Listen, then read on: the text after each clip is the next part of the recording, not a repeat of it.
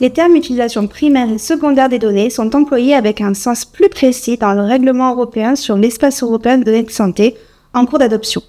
L'utilisation primaire comprend au sens large les traitements de données collectées directement pour une finalité initiale.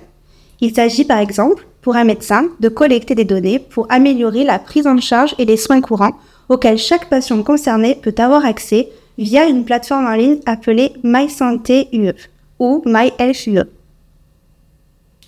L'utilisation secondaire, aussi appelée réutilisation, encadre le traitement de données qui ont d'ores et déjà été collectées, par exemple lors des soins, pour une finalité précise et qui vont être réutilisées pour répondre à une nouvelle finalité. Ces finalités secondaires peuvent alors être l'innovation, la réalisation de recherches ou bien encore l'élaboration de politiques et de réglementations.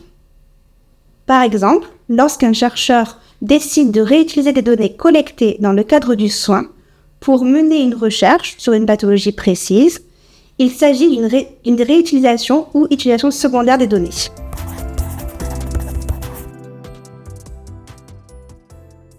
L'intérêt de distinguer ces deux notions est multiple. D'abord, pour comprendre d'où viennent les données utilisées afin de s'assurer de leur qualité, par exemple. Ensuite, l'Union européenne prône la création d'un véritable espace de la donnée en permettant d'une part aux citoyens de garder la main mise sur leurs données et d'autre part d'accompagner les acteurs dans la mise en place d'un système fiable, efficace et cohérent pour garantir un bon partage et donc une réutilisation efficiente des données. L'intérêt est alors de valoriser les données dans un but d'amélioration de la santé.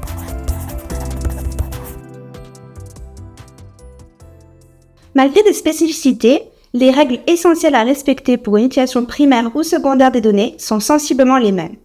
En effet, qu'il s'agisse d'une utilisation primaire ou secondaire, une réglementation européenne, le RGPD, a posé un certain nombre de règles qui s'appliquent aussi dans le cadre de l'espace européen de données de santé, comme le principe de minimisation des données par exemple. Bien sûr, les finalités n'étant pas les mêmes, des règles plus spécifiques s'appliquent dans le cadre de l'espace européen de données de santé.